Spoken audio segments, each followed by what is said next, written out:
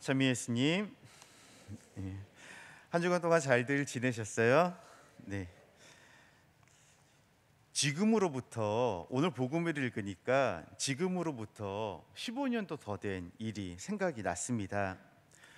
때는 딱 요맘때였고 제가 처음으로 주임 발령을 받아서 갔던 곳의 일이었습니다. 이곳에 있을 때 본당 발령 전화를 받게 되었는데 처음으로 발령을 받은 곳이 바로 하객동이라는 성당이었습니다.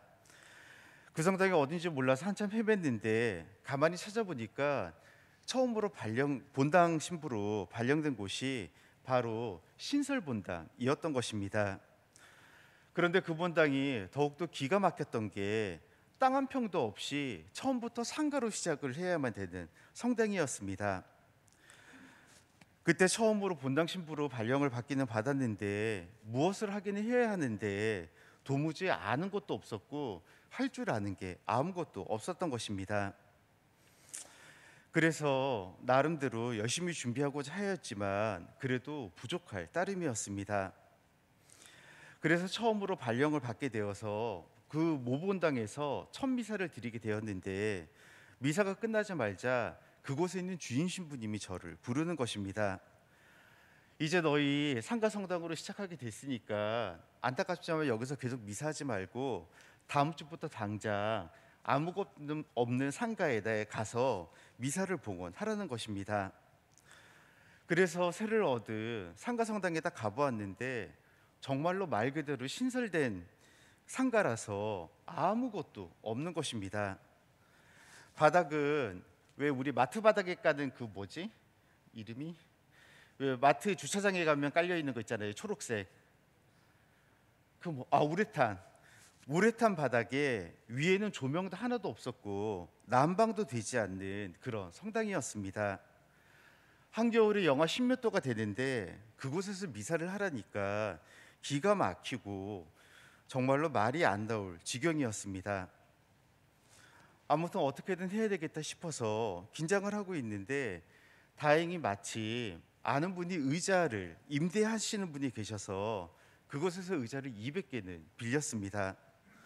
그리고 본당 신자들에게는 그곳에 난방이 되지 않아서 추우니까 몸이 튼튼하신 분들만 오시라고 공지를 하였고 오실 때 파카를 잔뜩 껴입고 오라는 공지까지 하였습니다.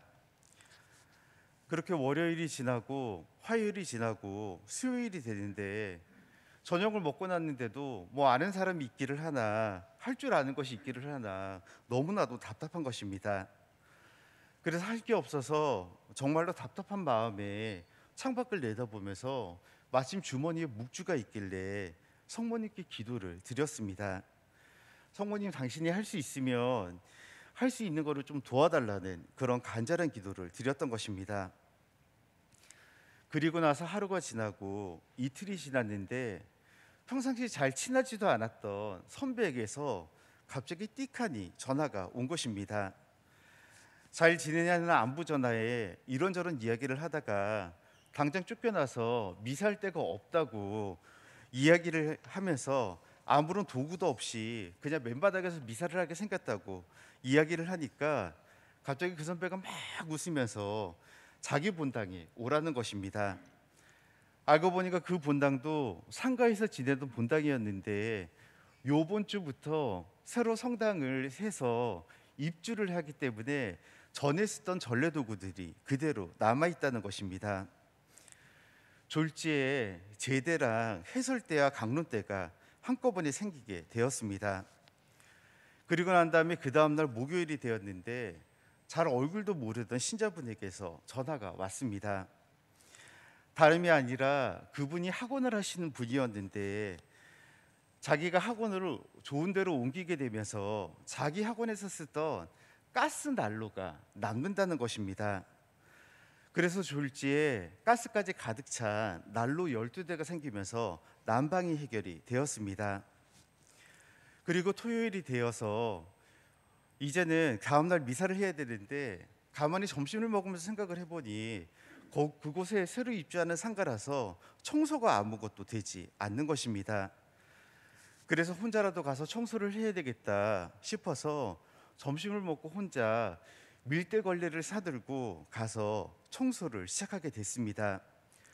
그런데 혼자 분당문을 열고 딱 들어갔는데 이미 그곳에 신자분들 5분이 오셔서 땀을 뻘뻘 흘리면서 열심히 청소를 하고 계셨던 것입니다. 그래서 같이 힘을 합쳐서 열심히 청소를 하고 있는데 참 신기하게도 신자분들이 한 명씩 두 명씩 삼삼오오 짝을 지어서 오기 시작했던 것입니다. 그래서 오후 4시에 청소가 끝날 때쯤 무려 40분의 신자분들이 오셔서 다 같이 열심히 청소를 끝냈습니다. 그리고 난 다음에 그 다음 날 주일 미사 때에는 사람이 너무 많이 와서 의자 200개가 턱이 없이 모자랄 정도로, 그리고 사람의 열기만으로 창문에 습기가 맺힐 정도로 그렇게 미사를 봉헌했던 기억이 납니다. 저의 간절한 기도를 하느님께서는 잊지 않으셨던 것입니다. 오늘 복음에서도 예수님은 당신 어머니 마리아의 청을 거절하지 않으셨습니다. 혼인잔치에 제자들과 초대를 받아갔는데 잔치를 하다가 포도주가 떨어지게 됩니다. 이에 사랑이 많으신 어머니 마리아는 예수님께 청을 드리게 되고, 예수님께서는 난감해하셨지만 결국 성모님의 청에 압력을 거절하지 못하시고 작은 기적을 일으키게 됩니다. 사실 그렇습니다. 하느님은 우리들을 사랑하시는 분이기 때문에 우리들의 간절한 청을 거절하지 못하십니다. 우리들이 온 마음을 다해서 간절히 청하며 이루고자 한다면 하느님께서는 외면하지 않으시는 것입니다. 성모님의 간절한 청을 외면하지 못하시고 들어주신 것처럼 우리들의 청을 하느님은 잊지 않으십니다. 왜냐하면 그분은 우리를 사랑하시는 분이기 때문입니다. 하지만 아직도 나의 간절한 청을 들어주지 않는다면 그 이유는 딱 2가지입니다. 나의 청이 다른 사람이나 나 자신을 망칠 때, 그리고 2번째는 아직 때가 오지 않았기 때문입니다. 왜냐하면 하느님께서는 모든 것을 다 내다보시는 분이기 때문에 제일 좋은 때, 제일 좋은 방식으로 우리들의 간절한 소망을 이뤄 주시는 것입니다. 교회 여러분, 기도가 너를 구해 줄 것이라는 이야기가 있습니다. 제가 가장 존경하는 신부님께서 해주신 이야기입니다. 우리들의 간절한 소망이, 그리고 우리들의 간절한 기도가 우리들을 결국 구해주게 되는 경험을 너무나도 많이 해왔습니다. 내가 소원을 다해서 온 마음을 바치는 기도를 하느님께서는 거절하지 않으시는 것입니다. 참 신기하게도 기도를 한다고 해서 빵이 떨어지거나 돈이 벌리거나 그러한 경험들은 없지만, 기도는 사람을 바꾸는 힘이 있기 때문에 그 사람들이 나를 도와주고 나와 함께 했던 경험들이 있었던 것입니다. 기도의 힘이 정말로 무서운 것이 사람을 바꿔놓기 때문인 것입니다. 이제 새해가 시작되었고 우리들이 간절한 바라는 것들이 틀림없이 있을 것입니다. 그렇다면 나는 그것들을 위해서 열심히 기도하고 내 삶에서 열심히 노력하고 있는지 다시 한번 돌아보는 하루가 되었으면 좋겠습니다. 잠시 묵상하십니다.